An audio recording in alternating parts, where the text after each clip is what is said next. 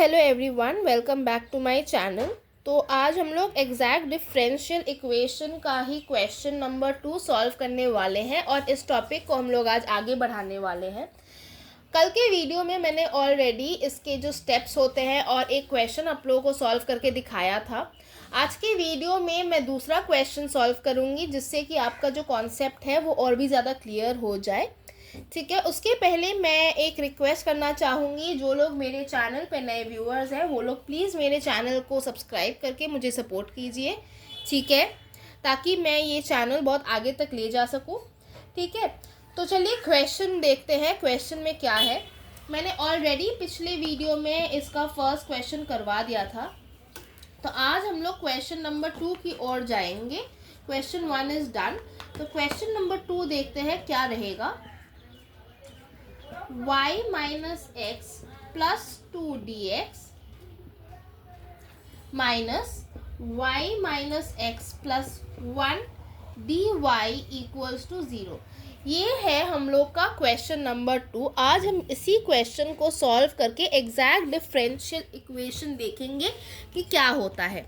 ठीक है, तो देखिए यहाँ पे हम लोगों ने कल स्टेप 1 में क्या सीखा था कि हम लोग को m और n आइडेंटिफाई करना है। तो हम लोग यहाँ से m और n कैसे आइडेंटिफाई करेंगे। हम लोगों ने ये पढ़ा था कि जो भी पार्ट dx के साथ रहता है वो हो जाता है m, और जो भी पार्ट dy के साथ रह जाता है वो हो जाता है आपका n। तो यहाँ पे dx के साथ ये वाला पार्ट है और dy के साथ ये वाला पार्ट है। तो हम लोग यहाँ से ये समझ सकेंगे कि m यहाँ से हम लोगों को मिल जाएगा। देखिए m यहाँ से हम लोगों को मिलेगा y माइनस एक्स प्लस 2। ठीक है, और n हम लोगों को क्या मिलेगा, n मिल जाएगा minus of y minus x plus 1। ठीक है, जो इक्वेशन के थ्रू हम लोग ये करते हैं वो इक्वेशन होता है m dx plus n dy equal to 0।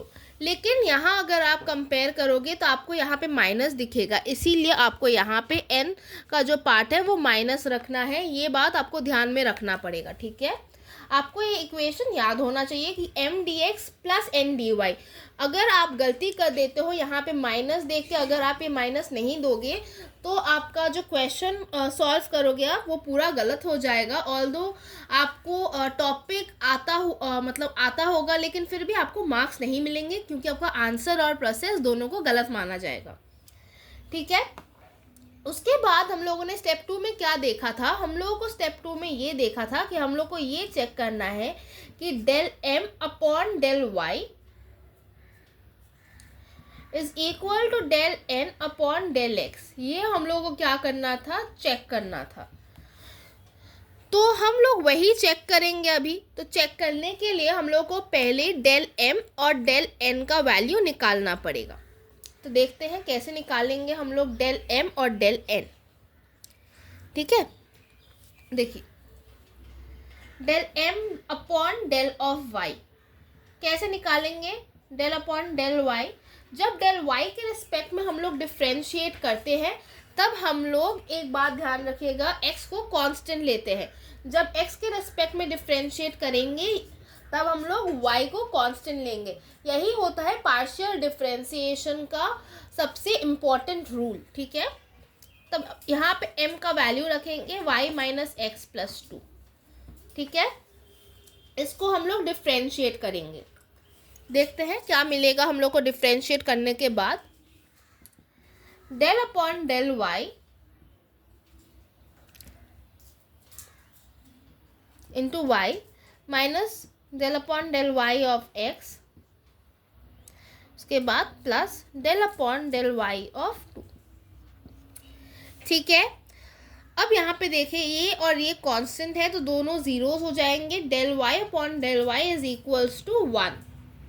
ठीक है, तो del m upon del y आ गया है हम लोग का 1। वैसे ही हम लोग del n upon del x निकालेंगे। देखिए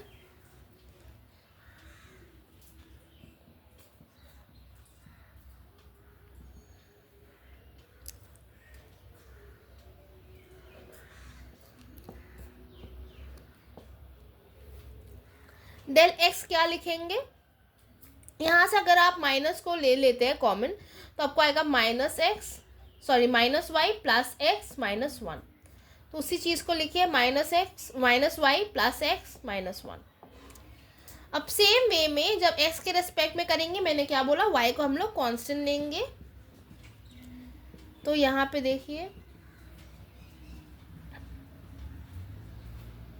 minus of del upon del x of one. अब यहाँ पे ये और ये दोनों हो जाएगा आपका कांस्टेंट। तो कांस्टेंट, जैसे ही कांस्टेंट का डिफरेंशिएशन हम लोग को पता है कि वो ज़ीरो होता है, तो हम लोग को यहाँ से भी मिल गया वन, मतलब ये और ये ज़ीरो और ये हो जाएगा वन। तब हम लोग को यहाँ से क्या मिल रहा है, देखिए हम लोग को यहाँ से मिल रहा है, दूसरे कलर के पेन से लिखते हैं ताकि क्लैरिटी रहे। यहाँ से हम लोग को मिला del m upon del y equals to del n upon del x.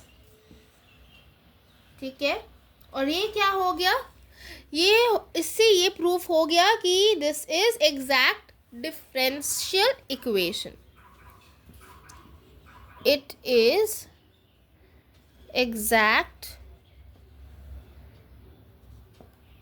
Differential equation. ठीक है, आई होप आप लोग मेरे साथ नोट कर रहे हैं। अगर आप लोगों ने नोट नहीं किया है तो यहाँ पे ही वीडियो को स्टॉप करके आप लोग प्लीज़ नोट कर लीजिए ताकि आपको बाद में समझने में कोई दिक्कत ना आए। ठीक है, तो आई होप आप लोगों ने कर लिया है। तो मैं इस पार्ट को रब कर दे रही हूँ। ठीक है, क्वेश्चन रहने देते हैं, बाकी पार्ट हम रब कर देंगे।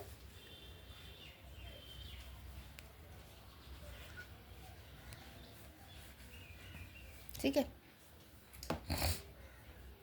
इसके बाद देखिए, अब हम लोग देख लिए हैं कि ये एग्जैक्ट डिफरेंशियल इक्वेशन के फॉर्म में ही है। अब नेक्स्ट स्टेप था कंप्लीट सोल्यूशन वाला, जो पार्ट था उसको देखिए। कंप्लीट सोल्यूशन आप लोग कैसे लिखेंगे, यहाँ पे आप लोगों को लिखना पड़ेगा कंप्लीट सोल्यूशन, और आपको लिखना है integration of m dx plus integration of n dy equals to c। ठीक है, ये होता है आपका कंप्लीट सोल्यूशन। जब ही आपका एग्जैक्ट डिफरेंशियल फॉर्म में आ जाएगा तभी आपको कंप्लीट सोल्यूशन ऐसे ही लिखना है। तब उसके बाद देखिए क्या करना है, देखिए यहाँ से हम लोग लेंगे m हम लोग का ये था, n हम लोग का ये था। ठीक है, इंटीग्रेट करेंगे m y minus x plus two into d x minus integration of y minus x plus one d y equals to c। ठीक है, c क्या है, कांस्टेंट ऑफ इंटीग्रेशन।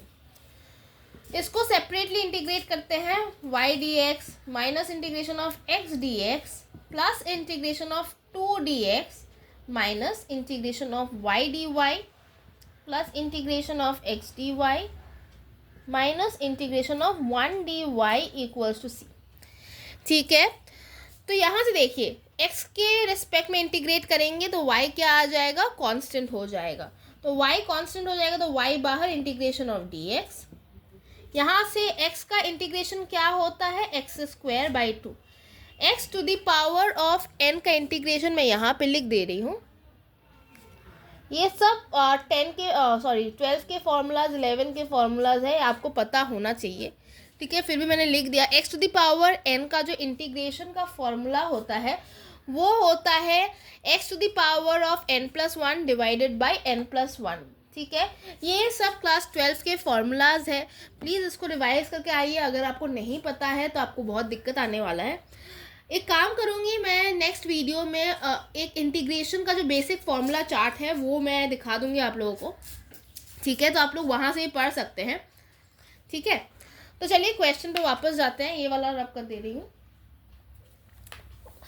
यहाँ से देखिए 2 कांस्टेंट है तो 2 हो जाएगा बाहर, integration of dx minus with respect to y कर रहे हैं तो y का इंटीग्रेशन सेम इसी प्रकार हो जाएगा, minus y square by two plus x constant हो जाएगा क्योंकि y के रिस्पेक्ट में कर रहे हैं, तो इंटीग्रेशन ऑफ डी वाई, और यहाँ से आ जाएगा -1 कॉमन हो जाएगा और d y equals to c. ठीक है, integration of d x is x minus x square by 2 plus again integration of d x is x 2x minus y square by 2 plus integration of y is y, तो x y minus y is equals to c. और यहाँ पे मैंने suppose सब integration का एक एक constant of integration होता है, तो मैंने क्या किया है, मैंने यहाँ पे सपोज टोटल को एक इंटीग्रेशन कांस्टेंट के साथ यहाँ पे C1 लिख दिया है और यहाँ पे C लिख दिया है।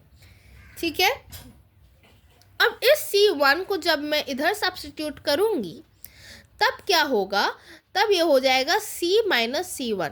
ठीक है, अब C माइनस C1 भी एक कांस्टेंट होगा, तो उसको मैं C डैश से रिप्रेजेंट कर रही हूँ। ठीक है, तो यहाँ पे मैं क्या करूँगी, इस स्टेप को मैं इग्नोर करके मैं यहाँ पे एक ही स्टेप में लिख दे रही हूँ इक्वल्स टू C डैश।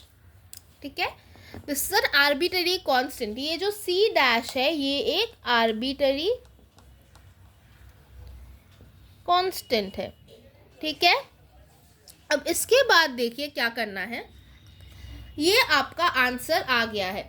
अगर आप इतनी दूर भी आंसर लिख देते हो, अगर आप इसी को आंसर मान के लिख दोगे तब भी आपको फुल मार्क्स मिलेंगे, लेकिन अगर आप चाहो तो इसको आप फर्दर सॉल्व भी कर सकते हो। जैसे x y plus x y क्या होता है, 2xy minus x square by 2 minus y square by 2 is minus common लेके x square by 2 plus y square by 2 हो गया, तो ये हो गया plus 2x minus y plus 2x minus y equal to c dash. अब यहाँ से अगर आप लोग क्या करोगे, यहाँ पे इम्प्लाइज 2 का साइन दीजिएगा। ठीक है, अब यहाँ से आप लोग एक सीधा सा काम कर सकते हो। देखिए सिंपल है, पूरे इक्वेशन को 2 से मल्टीप्लाई कर दो, मतलब आ गया 4xy minus of x square plus y square plus 4x minus 2y equals to 2c dash. अब 2c डैश भी एक आर्बिटरी कांस्टेंट है, तो हम लोग सपोज उसको c से ही रिप्रेजेंट कर रहे हैं। ठीक है, इस पे आप लोग कंफ्यूज नहीं होना चाहिए, क्योंकि देखिए आर्बिटरी कांस्टेंट 1 2 3 4 कुछ भी हो सकता है, यहाँ पे मैं लॉग भी लिख सकती हूँ, कुछ भी लिख सकती हूँ, तो इसको आप c से ही रिप्रेजेंट कर दीजिए।